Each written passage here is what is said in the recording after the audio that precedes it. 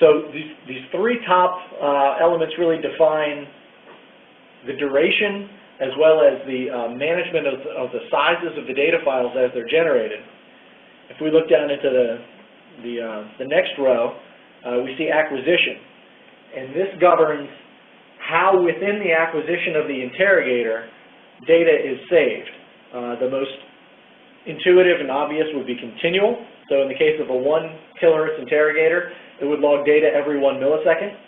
If that interrogator had its data interleave set to 10, then continual acquisition would log data every 10 milliseconds, or at 100 hertz. There's also the option to do repeated logging, so you can specify a length of time and an interval at which that length of time repeats. And the default values here, you can see it would record data for 10 seconds and then repeat that interval once an hour. Or if we were to change that, we could say repeat it once every 10 minutes. So with these settings, it would record data for 10 seconds and then wait 9 seconds and 50 minutes before it began recording data again for 10 seconds. And those data files, that's how the acquisition section governs when data is acquired and written, and then the rules established in the file size control would still then be applied, such that when you reach your size limit or your time limit, the new files would be created. We also have an option here for doing triggered acquisitions. And so this is particularly useful when using a dynamic interrogator.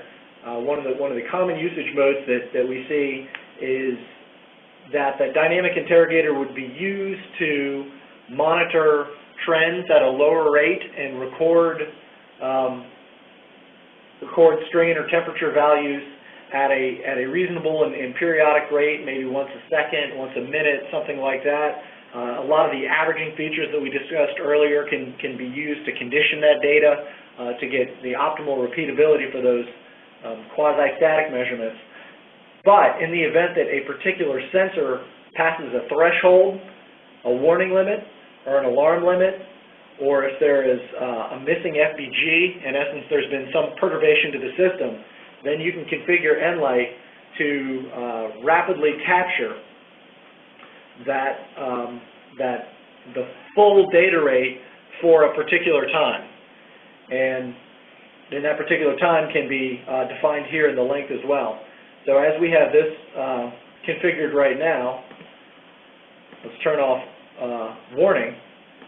We can assign data saving to happen at full speed or 1 kilohertz for a length of 10 seconds when a sensor breaks through an alarm condition. And there are a couple of other settings here that maybe it makes more sense to discuss in the specific application, when a specific example. Anytime. Okay, file contents. Basically, you can determine what's contained inside of that file. There are several different timestamp formats, whether there's any timestamp at all, a delta timestamp, full timestamp, and a native timestamp. Details for what those different timestamps mean are contained in the user guide, and we won't eat up too much time here explaining that. But then you can also choose to include a header, which contains a lot of information about the sensors, the FBGs. Optionally, you can include that header on the initial file only for an event that generates multiple data files. And then you can independently choose to include information about the module, or just have the header include information about the sensors themselves. So in our very, very basic example, where we start acquisition, we do it continuously, it's unbound, and our file size is unbound. That essentially means that we are going to log data at 1 kilohertz on for a week. I was going to do it for about a minute, because I'm going to turn it right back off. So these sensors, we're just basically going to log data, and you can see that we now have a blue check mark on top of the Save tab indicating that a save action is active. And now when I disable that data saving, we can browse into this file path to view that data file. We go into Documents, Micron Optics, ENLIGHT, Data, and then it's organized by year. by month, and by day. So here now is that sensor file that we just created.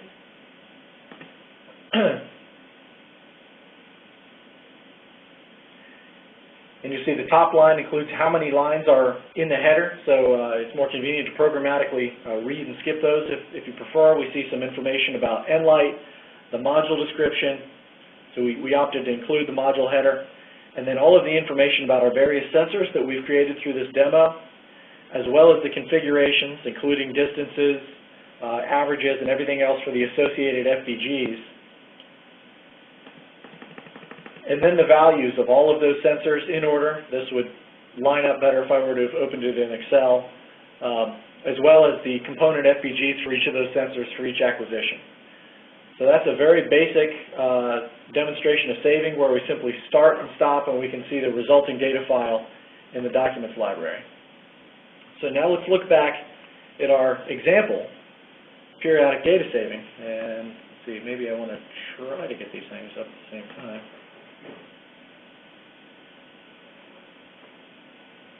Not going to work very well. Okay, so what we want to do is log static strain data at a rate of 1 Hertz in 1-minute blocks every 10 minutes for 1 week. And we want to create a new file each day. This is sort of like a real-time quiz for Dan and I on how to use the software. So the first thing we want to do is establish when we start this data saving profile, which we'll say is something we're going to start immediately. And we're going to do it for 7 days, because we said that was our duration, was for 1 week, correct? Okay. And we want to log at a rate of 1 Hertz in 1-minute blocks every 10 minutes. So this is a repeated event with an interval of 10 minutes. What was the block? Is 1 minute? Yep. For a length of 1 minute. Okay. We want to get a new file each day, so we're going to limit the time. Do that in a minute.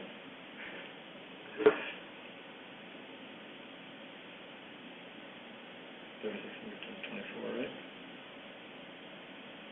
Oh, no, 60. 24, which would be 1,440 minutes. Okay. And then to make that 100, just the data. Okay, so now we have established our repeated length, a repeated interval, the duration of a week. We've established that we want 1 new file each day, and in order to get to the data rate, that's something that we would do through the acquisition tab. No, I'm sorry. Yeah, the interleave. There we go. So there's an interleave. Even though we're acquiring data from the interrogator at a 1 kilohertz rate, we can interleave for the data saving to be only once per second. And so with that collection of settings, we realized our first measurement goal. And so we can enable this data saving profile and let it go. Actually, I'm going to disable the events to demonstrate something here. So right now we have an active save, and we have a blue check mark on the Save tab. And so it's going to be actively saving for 1 minute until it's going to go into a wait mode. So it's going to wait for an additional 9 minutes. And the way that you can tell whether or not a daving data profile is actively saving to disk or is still enabled but waiting for either a trigger or for its period to resume is that this blue check will turn from a check into a blue pair of parallel bars that look like a pause icon or pause indicator. So we can keep an eye on that while we work on our second data saving profile. So our second data saving profile is to log full speed 1 kilohertz data on our OS3200 sensor when its sensor limits are reached. We'll need to first establish some sensor limits because I don't think we've done that yet. We want to include 10 seconds of pre- and post-trigger data. And then we also want to include the values of the OS3100 during those OS3200 triggers. we want to create and save individual data files for each triggered event. And I guess based on that, it implies that we want it to re-trigger as well, to capture more than just the first event, but any events. So now we can see that check has become a pause indicator, so we know that this is still active, but not currently saving data. So if we go back to our OS 3200, I'm going to give it a little strain here to see how far we can conveniently get. Let's just say we're going to set limits at about 300 microstrain. So I'll double-click on that sensor to edit it. Oh, this brings up another important point. Notice that all of our controls have been grayed out. When a data saving profile is active, you are unable to do anything to the system that's going to materially affect the measurements. That includes deleting FBGs, editing sensors, and propagates back to a lot of the controls for the hardware as well. So if you're trying to change anything about the configuration, that can't be done during an active save program. So what I will do here is temporarily suspend, or actually cancel this data saving profile, and then we can go in and modify the ranges, so -300 to +300 for our OS 3100, and now it has limits in our. Let's just make that ±200. I put a range which exceeded, or a limit that exceeded its range. Okay. Now we have a range of -285 to 307, and we have alarm conditions at ±200. Okay. So we go back to our data saving. We can resume our periodic save, or restart it actually, and we'll go ahead and edit. We can change the name here as well, right? So we're going to call this our dynamic configuration.